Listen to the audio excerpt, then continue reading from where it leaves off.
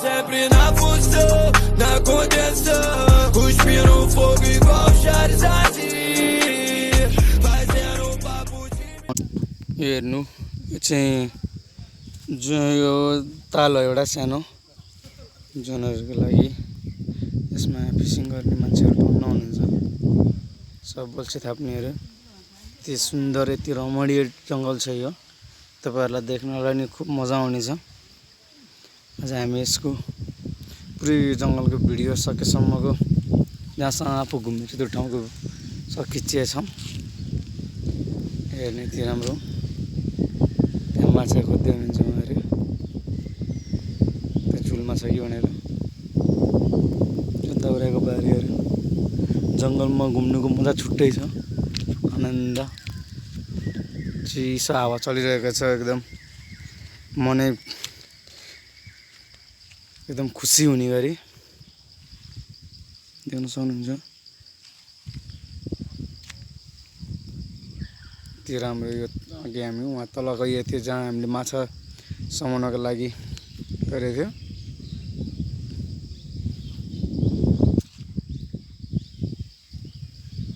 सम्झ जङ्गल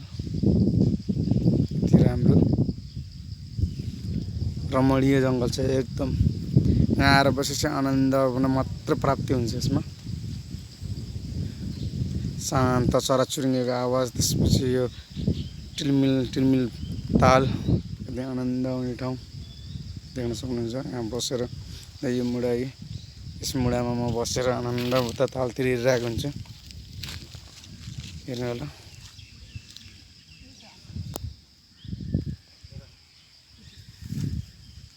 आज लकडाउनको टाइम यसरी बिताइएको छ हामीले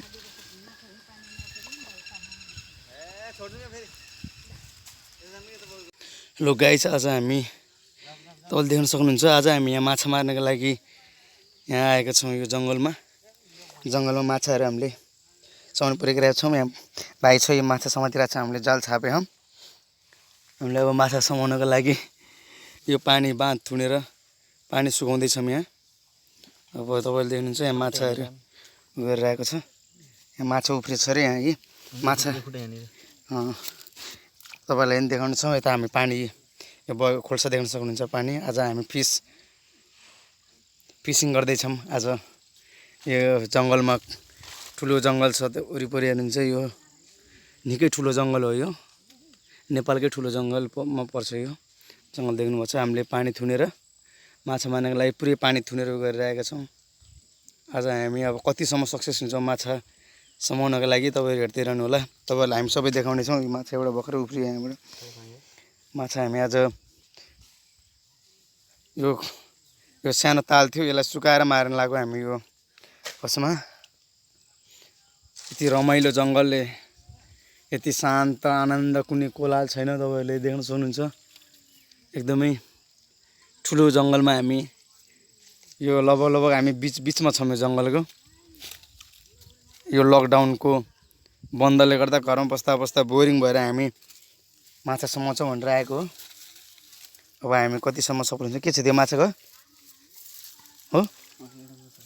एउटा माछा सानो समाउँदै त्यहाँ राखिसकेको छ उ अर्को नि समात्न सफल भयो त्यो देखा त यो माछा यो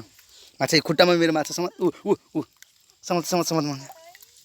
ओ साइला ब्रो यार के छ खबर आज यार धेरै वर्षपछि फेरिबाट भयो त यार सबैजना खै कोही माछै छैन यार हामीले अब यो थुन्याम अब बिस्तारै पर्ला कि भनेर परेन यसो बनकुखुरा साला बनकुखुरा समाउने कसरी समाउने र कता पाइन्छ बेतारी घोलको टाढीमा थियो अस्ति 6-7 वटा अन्डा थियो मैले त्यतिकै छोड्दै यार पाप लाग्छ यार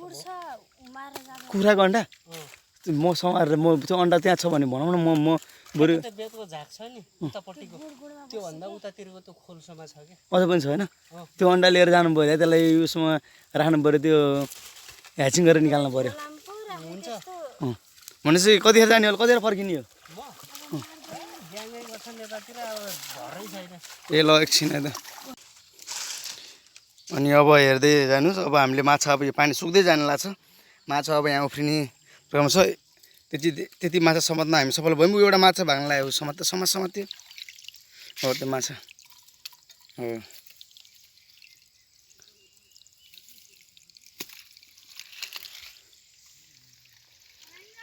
हजुर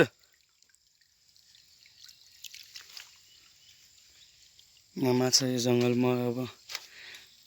आजको लकडाउन हाम्रो एकदम स्पेसल हुने भयो। के छ माछा छैन नि निस्क्यो फेरि ल आज चाहिँ यहाँ चाहिँ माछा टन्नै छ जस्तो छ। मेरो खुट्टामा माछाले टोक्यो। आज हामी यो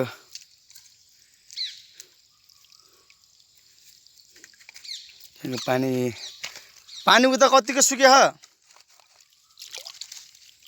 आमा